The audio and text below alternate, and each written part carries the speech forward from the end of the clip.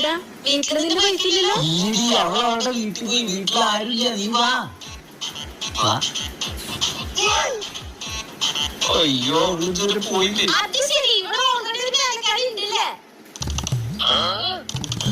അവളല്ല, നീയാണ് വേലക്കാരി. അവളോടുത്ത മഹാറാണിയാണ്.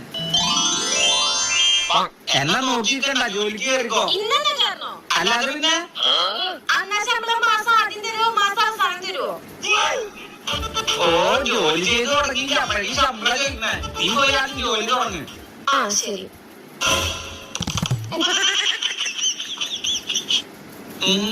നീയല്ലേ ഒരു ജോലിക്കാരിനാണെന്ന് പറഞ്ഞ അതാ. നോക്കി കണ്ടടിക്കടി.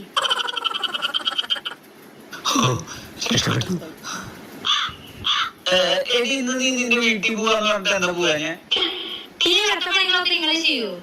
ഇനിയിപ്പോ ഇവിടെ വേലക്കാരി